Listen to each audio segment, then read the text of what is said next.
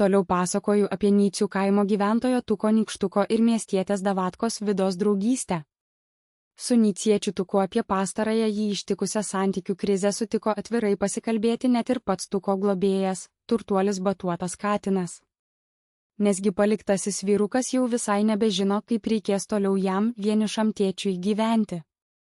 Juk pats Tukas buvo kūręs tokius gražius planus su Vida Pribeldaite apsigyventi mieste, bet viltis žlugo ir jis vėl yra labai nelaimingas. Bet Tukas juk ir negalės likti katinų namuose amžinai. O kiek paskui, likęs vienumoje tik su savo sūneliu Kenu, šis vyras pamastė vėl apie išsiskyrimą su miesto Davatka ir tuo pačiu vis aiškiau ir geriau priėjo prie tos išvados, kad Vida tikrai nebuvo iki galo su juo atvira ir visai nebuvo sąžininga. Jukgi galėjo ta Vida iš karto pasakyti Tukui, kad jai reikia tik tokio vyro, kuris sutiktų praleisti gyvenimą be lytinių santykių, tada viskas būtų buvę aišku. O dabar mergina privertė Tuką ją pasitikėti, patikėti jos tuščiais žodžiais ir ant galo tik apgavo. Kam reikėjo suteikti vilčių, jei visai nesistengė. Taigi ir toliau Tukui labai skauda širdį ir jis vis dar mintise nesiliauja save kaltinti dėl to, kam buvo toks kvailas ir patikėjo tą Davatką Vida, leidosi suviliojamas jos kalbų. Vida, dangstydamasi tuo savo parodomuoju, apsimestiniu gražiu gerumu, įrodinėdama, kad yra giliai tikinti, vengianti melo ir kaip tik dėl to besipelninti kitų pasitikėjimą, tik slėpė tikrą veidą ir iš tikro elgėsi visiškai priešingai, kitaip. Tokia, kokia, kad visi matytų esant, Vida tikrai nebuvo. Ji tik apgavikė, nenorinti parodyti, kad tokia yra. Va, tau ir buvusi Tuko mylimoji, jam artima siela. O Tukas jai dar žiedą dovanojo. 2011 m. lapkričio 16 diena. Štai kaip galėjo skambėti tas skaudus, prieštaringų jausmų kupinas nyciečio vienišo tėčio Tuko vidinis monologas, kai jis liko vienas su sūneliu Kenu. Tuko vidinis monologas. Tarp meilės aidų ir karčios tiesos, kaip viskas galėjo taip subyrėti. Dar vakar atrodė, kad pasaulis guli mums po kojomis. Atsimenu tą dieną, kai vaikščiojame susikibę rankomis. Palei pat bažnyčios aukštą šventoriaus tvorą, tuo jaukiu šaligatviu. Jos šypsena buvo tokia šviesi, o žodžiai ramino sielą. Kūrėme tada planus. Tikėjau, kad paliksiu Nycius, apsigyvensime mieste, būsime tikra, laiminga šeima. Aš juk ją taip pasitikėjau. Net žiedą jai dovanojau, savo meilės ir ateities pažadą. Žinojau, kad ji nors ir keista, nors ir mažakrūtė moteris, nors ir Davatka, bet vis tiek mano. Tie prisiminimai vis dar šildo, bet kartu ir degina širdį, bet dabar likau tik aš ir Kenas. Kaip man vienam reikės jį užauginti? Ką man daryti toliau? Negaliu amžinai sėdėti globėjo turtuolio Batuoto katino namuose, Nyciuose ir būti našta, nors jis ir geras globėjas. Viltys žlugo. Esu visiškai vienas ir toks nelaimingas. Tukas giliai atsidūsta, pažvelgia į miegantį sūnų ir jo liūdėsi pamažu keičia skaudi įžvalga, palauk. O kodėl aš kaltinu tik likimą?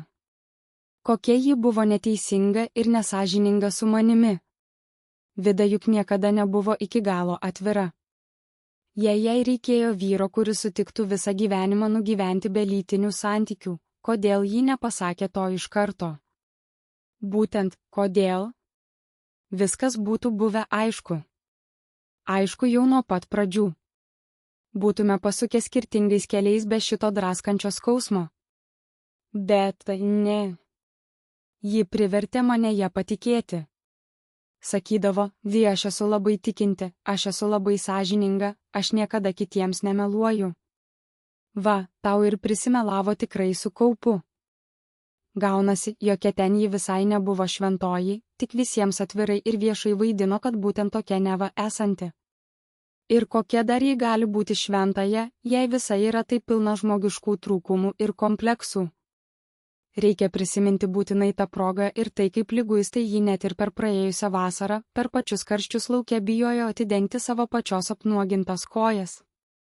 Vis kažką minėjo, kad nenorinti vilioti kitų vyrų savo nuogumu ir nenorinti tuo iš savo pusės daryti nuodėmės. O tai kur čia gali būti ta jos nuodėmė? Argi normalaus mąstymo moteris galėtų šitaip gatvėje elgtis? Kitoms moterims net ir su visai trumpučiais siaurai šortukais nei kiek negėda gatvėje rodytis, o šitai keistuoliai buvo mat gėda net ir savas blauzdas kiek per pusę apnuogintas padaryti.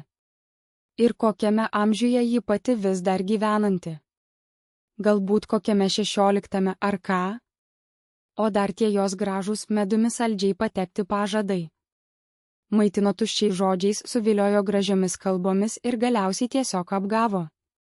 Kam reikėjo suteikti man tiek vilčių, jei pati net neketino stengtis dėl mūsų? Koks aš buvau kvailas. Kaip aš leidausi taip apgaunamas. Ji juk nuolat dangstėsi savo parodomuoju, apsimestiniu gerumu. Visiems vaidino giliai tikinčią, teisuolę, sakančią tik tiesą. Taip ji užsitarnavo mano ir kitų pasitikėjimą. Bet tai buvo tik kaukė. Po tuo šventumu jis slėpė tikrąjį savo veidą. Vida elgėsi visiškai priešingai, nei kalbėjo. O anakart vieną kažkurią dieną ji dar ir taip labai garsiai smerkė kažkokią seksualiai atrodančią merginą vien už tai, kad ta gatvėje pasirodė su itin giliai iškirpte ir buvo visiškai be savo liemenėlės.